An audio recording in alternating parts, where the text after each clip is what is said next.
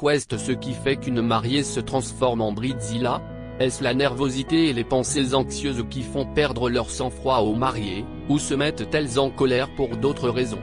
Chaque femme veut que le jour de son mariage soit parfait, mais lorsque le stress devient intense, les mariés pètent les plombs ou, soyons réalistes, commencent à montrer leur vrai visage. Voici les histoires de 5 personnes sur Reddit qui ont été témoins de certains des moments de Bridezilla les plus stupéfiants. PS, pour ceux qui ne le savent pas encore, une Bridezilla, c'est une mariée en devenir, habituellement charmante et aimable. Cependant, avec l'arrivée des préparatifs du mariage, elle se métamorphose subtilement en une personne qui peut sembler désagréable, voire odieuse, et qui fait preuve d'un perfectionnisme sans faille. Maintenant que ci est clair, commençons. Les commentaires ont été modifiés pour plus de clarté et de grammaire. 1. Le mariage de ma meilleure amie AJ Yellowford, j'ai eu une Bridezilla silencieuse. C'était ma meilleure amie depuis 15 ans et elle n'a pas demandé grand-chose pendant l'organisation du mariage, car il n'y avait que 2 mois entre les fiançailles et le jour du mariage. Il n'y a pas eu d'enterrement de vie de jeune fille, d'achat de robes, d'échange de cadeaux ou de rencontres en personne. Nous vivions à 2 heures de route, mais elle ne voulait pas que je donne mon avis. Elle voulait que j'achète une robe, que je me fasse belle et que j'assiste à son mariage. Je me suis dit, d'accord, tout ce que tu veux. Tu es ma meilleure amie et je suis ravi que tu te maries. Elle ne m'a même pas laissé l'aider à la coiffer et à la maquiller le jour du mariage. Au lieu de cela, elle m'a juste demandé de me concentrer sur ma coiffure et mon maquillage. Elle ne me faisait pas confiance pour le faire assez bien parce que j'avais les cheveux courts. D'accord, très bien. Si est ton jour, peu importe. Tout s'est bien passé jusqu'à ce que la mariée demande à sa sœur de m'appeler. Pendant les 2 heures qu'a duré l'appel, la sœur de la mariée a critiqué mes moindres faits et gestes tout au long du mariage, disant que je n'aurais jamais dû accepter d'être demoiselle d'honneur si je ne voulais pas participer. Elle a également examiné mon profil Facebook pour noter ce à quoi j'avais dépensé mon argent. Par exemple, j'ai posté que je m'étais inscrite à une ligue de bowling pour m'amuser. Elle m'a dit que j'aurais dû dépenser cet argent pour le mariage. Le mariage a eu lieu 2 jours après Noël, et sa famille n'a même pas fêté Noël cette année-là à cause du mariage. Pendant ce temps, on m'a reproché de ne pas passer plus de temps avec elle, même si j'ai fait 3 heures de train le lendemain de Noël pour passer la nuit avec elle la veille de son mariage. Apparemment, j'aurais dû rester le soir du mariage pour passer du temps avec les 2 autres demoiselles d'honneur, mais j'ai préféré rentrer en voiture avec mon petit ami car je devais travailler. Au départ, la mariée avait dit qu'elle paierait pour mon maquillage le jour du mariage, mais elle a changé d'avis 2 semaines avant l'événement. Elle m'a demandé de faire 2 heures de route pour acheter une marque de maquillage onéreuse. Même si je savais que j'étais fauché après les achats de Noël, j'ai accepté son souhait et j'ai acheté le maquillage. Cependant, elle a quand même pensé que j'avais une attitude à ce sujet. On m'a également reproché de ne pas avoir offert de cadeau, bien que la mariée ait dit, être demoiselle d'honneur était un cadeau suffisant. Après ces événements, la mariée a cessé de me parler et m'a bloqué sur Facebook. Après des mois de maltraitance, j'ai finalement rayé ma meilleure amie et sa sœur de ma vie. La dernière fois que j'ai vu l'une ou l'autre, c'était le jour du mariage, il y a 5 ans. Je n'ai même jamais pu voir les photos du mariage. Si est tellement triste de voir des amitiés de longue date se terminer pour rien. Elle aurait dû me parler de ses attentes au lieu de s'attendre à ce que je les devine et de me juger ensuite parce que je ne réponds pas à ses exigences. Elle aurait également dû me parler directement au lieu d'impliquer sa sœur. 2. Elle était méchante comme l'enfer ou Soja Blond, une amie a contracté un prêt de $7500 pour son mariage. D'accord, ce n'était pas si mal. C'était faisable et ça semblait plutôt raisonnable.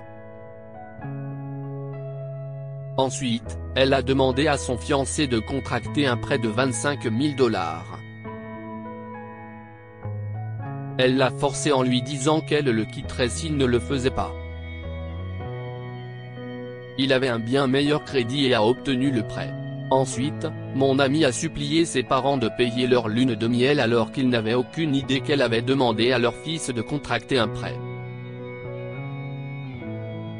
Il pensait que ses parents payaient pour un modeste mariage extérieur dans un jardin local, et elle leur a menti à plusieurs reprises jusqu'à quelques semaines avant le mariage. Elle menaçait sans cesse de quitter son fiancé s'il ne faisait pas les choses comme elle le voulait. Quoi qu'il en soit, ses parents étaient très heureux de payer une croisière, une belle croisière en Alaska, pour leur lune de miel, mais ce n'était pas suffisant pour elle. Elle a alors menti à ses parents, en disant que ses parents ne leur donnaient que $250 pour la lune de miel. Ses parents ont été choqués car ils payaient le mariage et la réception et pensaient que la famille du marié paierait au moins une partie de la lune de miel. Ils l'ont encouragée à trouver un meilleur emploi, elle travaillait 20 heures par semaine comme réceptionniste dans un salon de manucure, ou au moins à passer à temps plein dans son emploi actuel, mais elle a catégoriquement refusé, disant qu'elle avait tellement de choses à faire pour organiser le mariage, la lune de miel, etc. Elle a été un véritable cauchemar. Elle et moi n'avions pas parlé depuis le lycée, nous n'étions pas très proches, plutôt des connaissances, et elle avait obtenu mon numéro par un ami commun pour m'appeler et me demander si j'accepterais de chanter à son mariage. Au cours de cet appel téléphonique, elle m'a raconté tout ce qui s'était passé. Elle a ajouté qu'elle voulait que son fiancé prenne 2 semaines et demie de congé au lieu des 9 jours qu'il avait déjà pris. Lorsqu'elle m'a demandé ce qu'elle devait faire pour la lune de miel, je lui ai dit qu'elle était un peu déraisonnable et très exigeante avec les gens. Je l'ai dit gentiment et avec bienveillance. Je n'étais pas du genre « Ah, tu es la pire personne qui soit en ce moment, et ton fiancé est vraiment stupide de t'épouser pour la vie. » J'ai dit, on dirait que tu mets beaucoup de pression sur tous ceux qui t'entourent pour qu'ils fassent les choses à ta façon et seulement à ta façon. Si est aussi le mariage d'Evan. Demande-lui ce qu'il aimerait. Organiser cela ensemble plutôt que toi seul peut être beaucoup plus amusant. Vous allez être ensemble pour la vie, alors mettre autant de stress sur tout le monde, toi y compris, ne fait que rendre les choses beaucoup plus difficiles qu'elles ne doivent l'être. Elle est restée silencieuse pendant quelques secondes, puis a dit, d'accord, je mérite ce mariage, et Evan me donnera ce que je veux. Je ne veux pas que tu chantes au mariage. Tu es vraiment méchante de me dire que je ne mérite pas un beau mariage. Quand j'ai essayé de lui expliquer que je pensais qu'elle pourrait avoir un mariage magnifique, mais avec moins de stress et d'anxiété, elle m'a dit, tu es comme tout le monde. Tu ne veux pas que je sois heureuse. Mon père n'arrête pas de me dire de trouver un meilleur travail, et Evan s'est battu pour obtenir le prêt, et toi, en disant ça, tu me donnes envie d'abandonner. Après cela, elle a éclaté en sanglots, de manière hystérique et a raccroché. C'était bizarre. Elle était comme ça au lycée, très dramatique, méchante et égoïste. Cependant, je ne me souviens pas qu'elle ait été aussi folle et délirante. Ils ont divorcé 14 mois après le mariage. 3. La Bridezilla a essayé d'arnaquer les demoiselles d'honneur ou chez Chaming Chamé. Il y a plusieurs années, une amie m'a demandé d'être demoiselle d'honneur à son mariage. Il y avait 6 demoiselles d'honneur et une témoin de mariage. La mariée avait déjà choisi sa robe, une pour la témoin de mariage et une pour chacune des demoiselles d'honneur. Les robes étaient ravissantes mais un peu chères, $400 chacune. 2 demoiselles d'honneur, dont moi, étaient encore à l'université, et les autres avaient obtenu leur diplôme. Comme je faisais encore des études, mon budget était très serré. Une fois que la mariée a choisi les robes pour nous, elle a demandé aux témoins de mariage de se coordonner avec nous pour les essayages. La témoin de mariage nous a dit qu'elle paierait nos robes avec sa carte de crédit parce qu'elle voulait des Air Miles, un programme de fidélisation permettant à ses adhérents d'accumuler des points chez des commerçants participants et de les échanger contre des voyages aériens, des primes offertes dans un catalogue ou des remises sur achat. Elle nous a demandé de la payer directement et nous a dit que nous pouvions la rembourser en plusieurs fois si nécessaire. J'en avais définitivement besoin. Nous avons tout accepté. Toutes les demoiselles d'honneur ont choisi leur robe ensemble, mais je n'ai pas pu me joindre à elles à cause de mes examens. J'ai donc décidé d'y aller moi-même la semaine suivante. La témoin de mariage a dit qu'elle paierait pour la mienne lors du voyage de groupe, mais qu'il fallait l'appeler s'il y avait des problèmes avec la robe. Elle a dit qu'elle s'en occuperait. Lorsque j'ai essayé la robe à la boutique, elle était parfaite et j'étais heureuse. La propriétaire du magasin est allée s'occuper d'une autre cliente pendant que je remettais mes vêtements, mais elle m'a confirmé que tout était prêt. Alors que je franchissais la porte, un employé de la boutique a crié « Eh, ça fera $200 ». J'étais stupéfaite et totalement mortifiée. Je me suis excusée et j'ai expliqué que je pensais que la témoin de mariage avait payé le week-end de précédent. Le propriétaire du magasin s'est immédiatement précipité vers nous, désamorçant la situation en confirmant que la témoin de mariage avait déjà payé la robe. Lorsque je me suis retourné pour quitter le magasin, j'ai réalisé que le propriétaire avait dit $200 et non $400. Pour faire court, la robe ne coûtait que $200. Lorsque j'ai confronté la maîtresse de cérémonie à ce sujet, elle m'a tout raconté. Apparemment, la mariée et la maîtresse de cérémonie avaient comploté ensemble pour nous faire payer le double afin d'aider à payer la robe de la mariée. Je n'ai informé les autres demoiselles d'honneur et 4 d'entre nous se sont immédiatement retirés du mariage. 4. Le fiasco floral de dernière minute à Seldama. Je suis fleuriste, et une fois, nous avons eu la visite d'une Bridezilla dans notre magasin. La mariée est venue avec sa mère à 9 h du matin.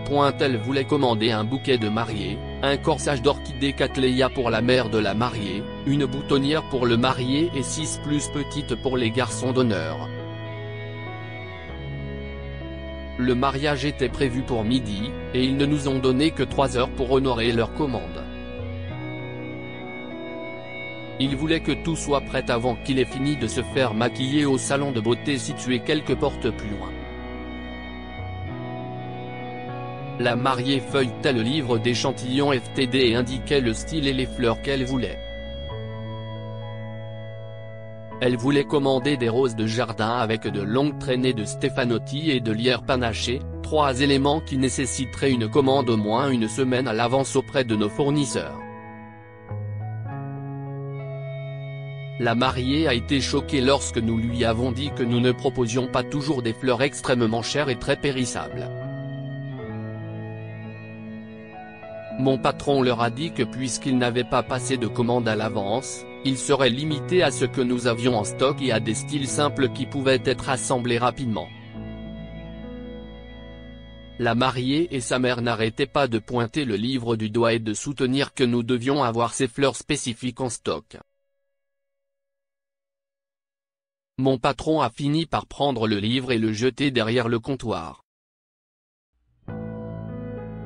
La mariée hésitait entre les larmes et les pleurnicheries pétaradante, affirmant que nous allions gâcher son grand jour. Ma patronne, qui n'aimait pas les mariés en général, lui a dit qu'elle avait gâché sa journée en ne commandant pas de fleurs avant le jour de son mariage. La mère a essayé d'engueuler ma patronne parce qu'elle n'avait pas le sens du service à la clientèle. Ma patronne lui a dit qu'elle pouvait aller chez un autre fleuriste au bout de la rue et demander à leur service des fleurs de faire leur commande avec ce qu'il avait en stock. La mère a dit qu'elle le ferait et a rassuré la mariée en lui disant que ses fleurs seraient prêtes à la fin de son rendez-vous.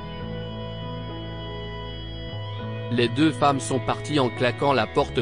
Je me suis dit que c'était fini, mais ma patronne nous a dit, à l'autre fille et à moi, de commencer à faire 6 simples bouquets d'orchidées dendrobium. Pendant ce temps, elle a composé un bouquet de mariée enrubanné avec des roses blanches presque fanées. 20 minutes plus tard, la mère de la mariée est revenue et a demandé docilement si nous pouvions encore assembler ce dont ils avaient besoin. Nous l'avons fait. Nous lui avons également facturé des frais d'urgence très élevés. 5. La Bridzilla rencontre le Carmo. Deleted, mon ami m'a appelé un jour et m'a demandé d'être sa demoiselle d'honneur. Au début, j'étais ravi. Mais les choses ont pris une tournure bizarre. Elle a commencé bizarrement, en me demandant de me teindre les cheveux en blond, puis a exigé 1000 $ pour son enterrement de vie de jeune fille. J'étais choqué, mais les choses ont empiré lorsqu'elle a insisté pour que je perde 10 kilos. J'ai été déconcerté par sa demande. Furieuse, j'ai pensé à lui donner une leçon. Mais avant que je ne puisse faire quoi que ce soit, le karma est intervenu. Une semaine après notre conversation houleuse, juste un jour avant son mariage, elle m'a appelé, paniquée. Qu'est-ce que tu as fait? Je viens de recevoir un appel de ma banque. A-t-elle dit. Il s'est avéré que sa banque avait gelé son compte en raison d'une activité suspecte. Dans sa frénésie pré-mariage, elle avait fait tellement d'achats extravagants que la banque soupçonnait une fraude. L'un de mes ex a vu son compte gelé une fois et elle avait besoin de conseils sur ce que j'avais fait pour aider mon ex-petite amie. Je travaillais comme banquier à l'époque. J'ai refusé de l'aider et j'ai raccroché. Avez-vous déjà vu une mariée piquer des crises et devenir trop exigeante avec sa famille et ses amis? Partage votre expérience avec nous dans la section des commentaires.